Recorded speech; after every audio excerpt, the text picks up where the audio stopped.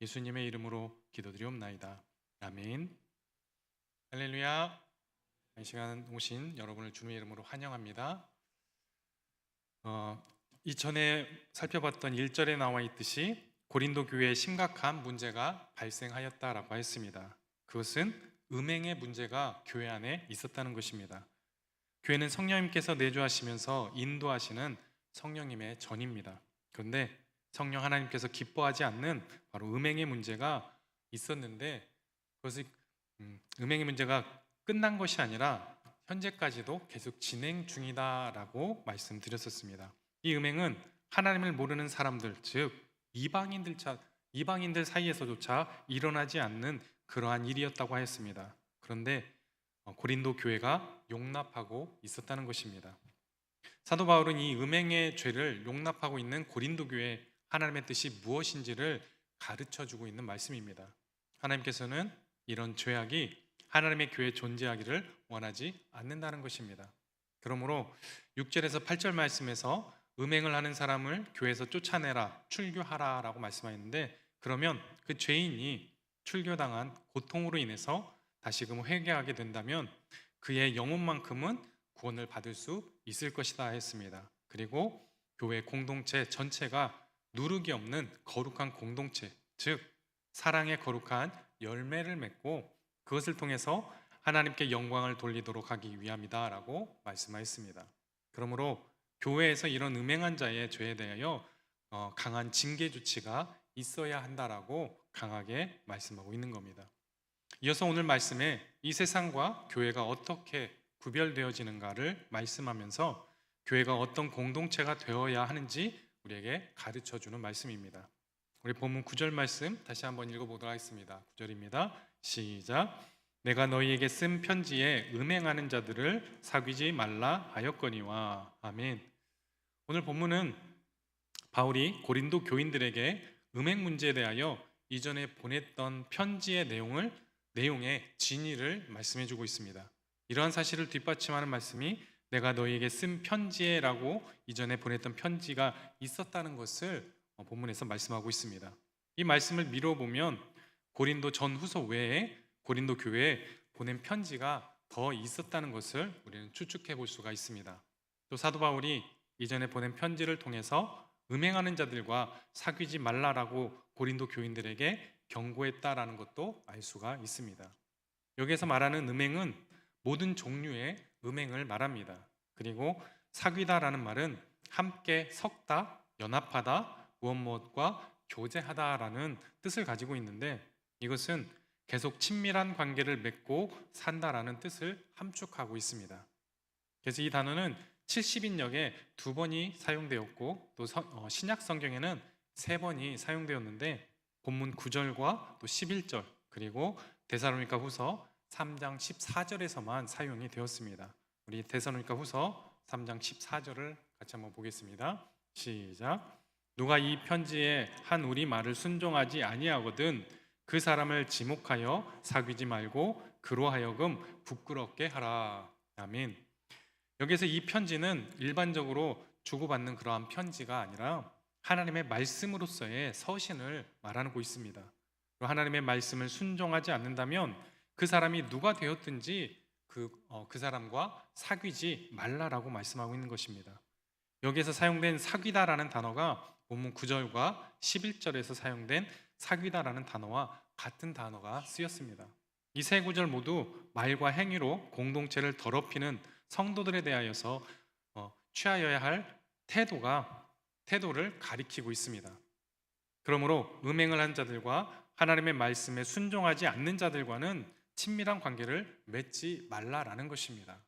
오늘 본문의 내용으로 볼 때도 바울은 어떤 종류의 성적인 범죄자와도 친밀한 관계를 맺지 말아야 한다라고 말씀하고 있는 것이고, 또한 이미 앞서 보낸 편지를 통해서 고린도 교인들에게 명령한 것으로 보여집니다.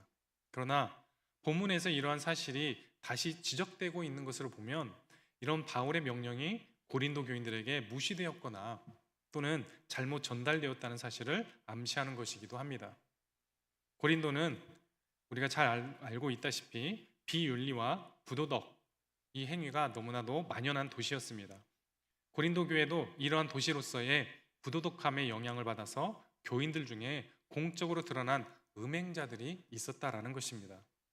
이에 바울은 고린도 교인들에게 성도라 불리는 하나님의 백성이므로 그러한 음행의 죄를 짓는 사람과 사귀지 말라라고 명령하고 있는 것입니다. 본문 10절 말씀을 보겠습니다. 10절입니다. 시작.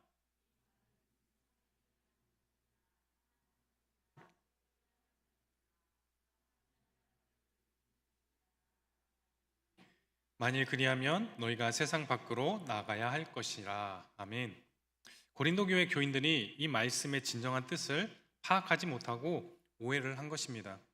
지금도 가끔 보면 어떤 설교를 들을 때 앞뒤 문맥을 듣지 않고 그 의도를 파악하지 못해서 오해하는 경우가 종종 있음을 우리는 보게 됩니다. 예를 들면 기도는 그렇게 하는 것이 아닙니다 라고 이렇게 이야기를 했는데 기도를 부정하는 사람처럼 이야기를 할 때가 있습니다. 그럴 땐 기도 방법을 버리고 하나님께서 말씀하시는 참된 기도를 드리자라는 뜻인데 이렇게 오해한다는 것입니다. 그리고 성령님의 역사는 그런 것이 아닙니다. 그러면 앞뒤 문맥은 또다시 다 무시하고 성령님의 역사를 거부하는 사람으로 또 이야기를 합니다. 그러면 본문에서는 고린도 교인들이 무엇을 오해를 했을까요? 10절에 도무지 사귀지 말라라고 말씀하였습니다. 여기서 도무지라는 말은 어떤 상황에서라도 예외 없이라는 뜻을 가지고 있습니다. 고린도 교인들은 어떤 상황에서라도 음행하는 자들이나 탐하는 자들이나 속여 빼앗는 자들이나 우상 숭배하는 자들을 무조건적으로 사귀지 말아야 한다라는 것으로 받아들였다는 것입니다.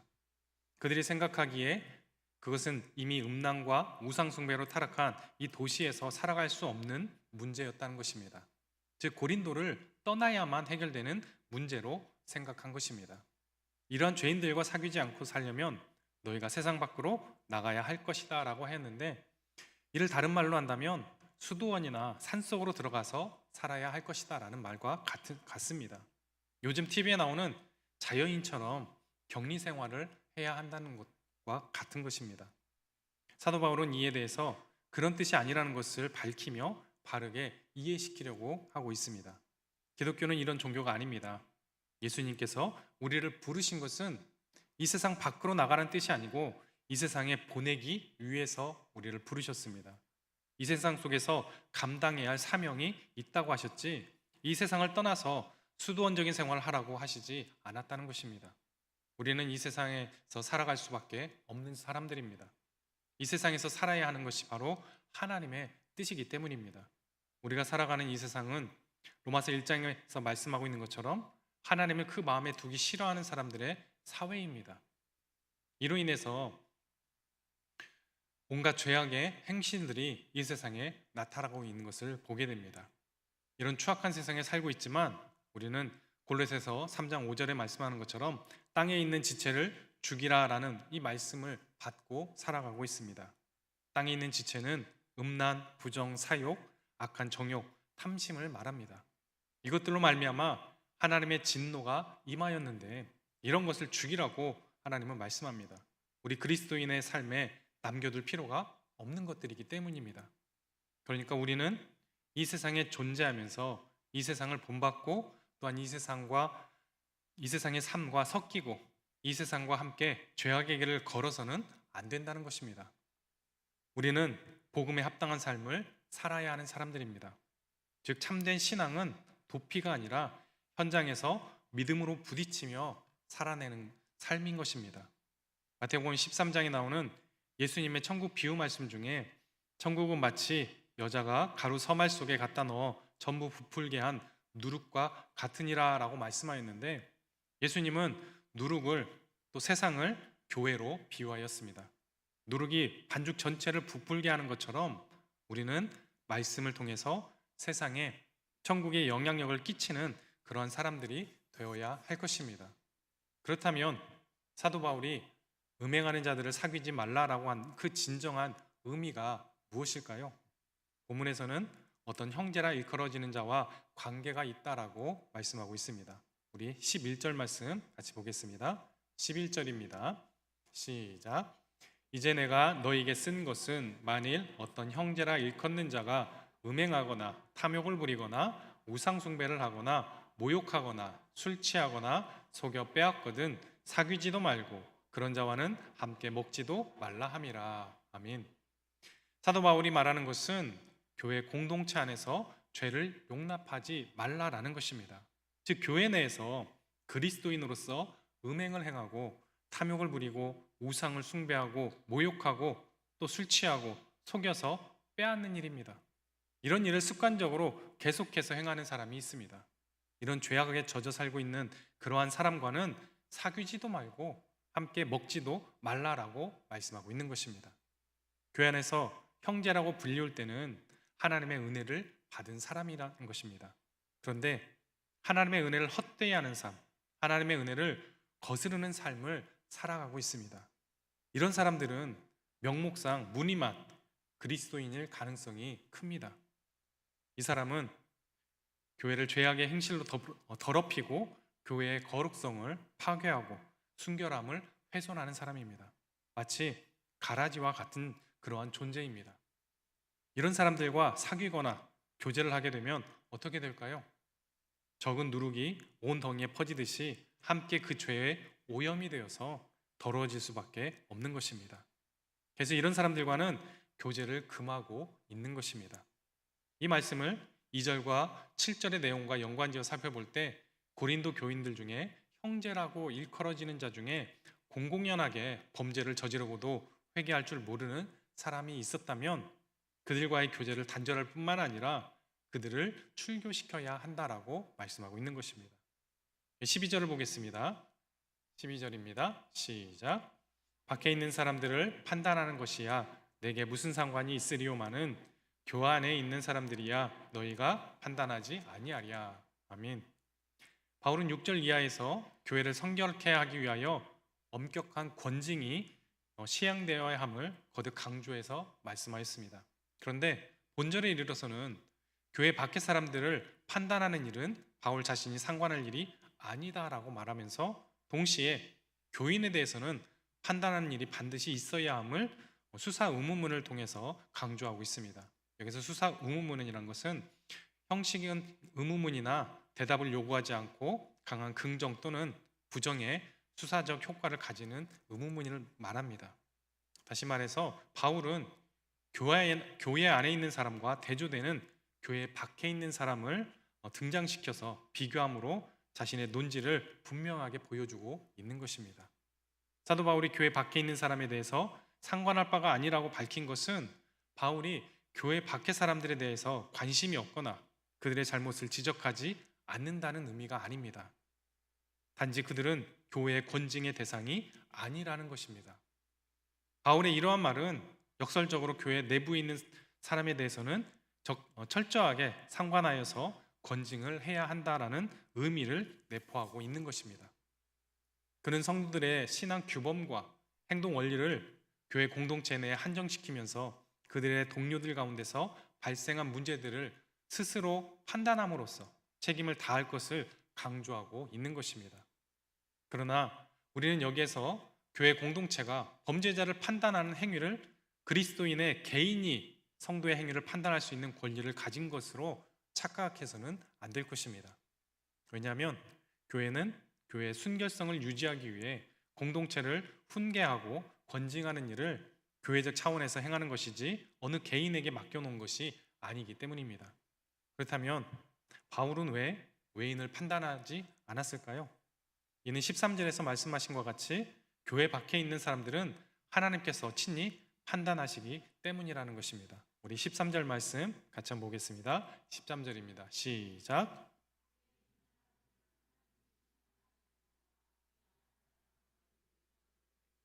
아멘. 하나님께서 훗날 공의로 다 심판하실 것이기 때문이라는 겁니다.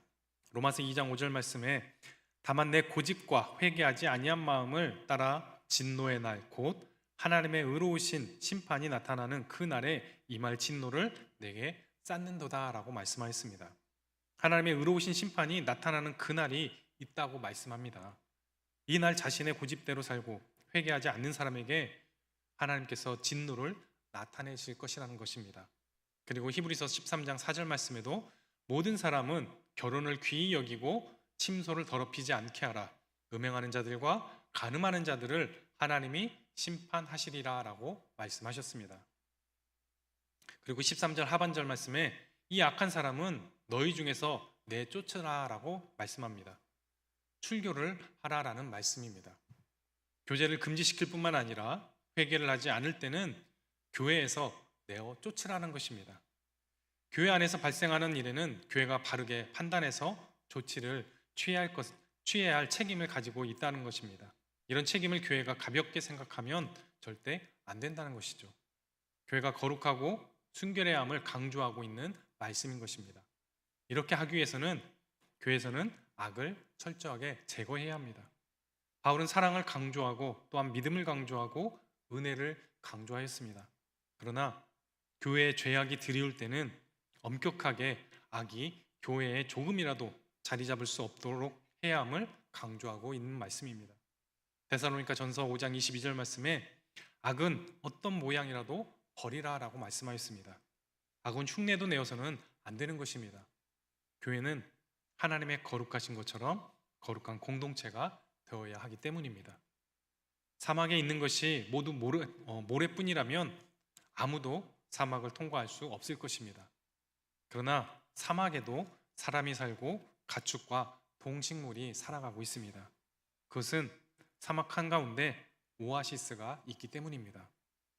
오아시스는 사막 한가운데 있지만 사막이 아닙니다. 오히려 사막과 정반대되는 모습을 가지고 있는 장소입니다. 이처럼 교회는 세상 속에 있습니다. 그러나 교회는 세상과 똑같지 않습니다. 성도들은 세상 속에서 살아갑니다. 그러나 우리는 세상에 속해 있지 않고 예수님께 속해 있는 사람들입니다. 그래서 교회와 성도들은 세상과 대조적인 모습으로 존재하는 것입니다. 빛과 어둠이 대조가 분명한 것처럼 믿는 사람의 삶은 믿지 않는 사람의 삶과 대조되는 것이고 교회 공동체는 여타의 사회 공동체와 대조를 이루는 것입니다. 그러므로 교회는 사막의 오아시스와 같은 곳이라고 할 수 있습니다. 그래서 우리 교회는 구원의 방주가 되는 것입니다. 그리스도인과 교회는 분명히 세상 속에 존재하지만 세상 사람들과 대조되는 삶의 모습을 가져야 할 것입니다. 그것은 우리들에게 세상을 구원할 복음의 사명이 있기 때문입니다. 우리들이 사막과 같이 메마른 이 세상에서 속히 벗어나고 싶을지라도 완전한 구속의 날이 되기까지는 거룩한 삶으로 복음을 전해야 하는 사명이 있기 때문입니다. 그러기 위해서 우리는 먼저 서로에게 오아시스와 같은 존재가 되어야 할 것입니다. 또한 우리 교회는 공동 지역, 더 나아가서 우리나라, 세계에서 오아시스와 같은 곳이 되기를 소망합니다. 그러므로 우리 모두는 예수님을 오아시스로 삼아야 합니다. 우리는 예수 그리스도 안에 살아야 합니다. 내가 예수 그리스도 안에 있기 때문에 세상의 어떤 타락에도 오염되지 않을 수 있고 또 오히려 그들을 붙들어 구원으로 인도하는 능력의 삶을 살아갈 수 있기 때문입니다. 그러므로 이곳에 모인 우리 모두가 하나님의 말씀으로 구원에 인도하는 능력을 가지고 온전히 이 세상에서 거룩한 성도로 살아갈 수 있는 저와 여러분이 되기를 소원합니다. 그로 인해 우리 교회 안을 더욱 든든히 세워나갈 수 있는 귀한 믿음의 지체들이 될 수 있기를 주님의 이름으로 축복합니다. 우리 함께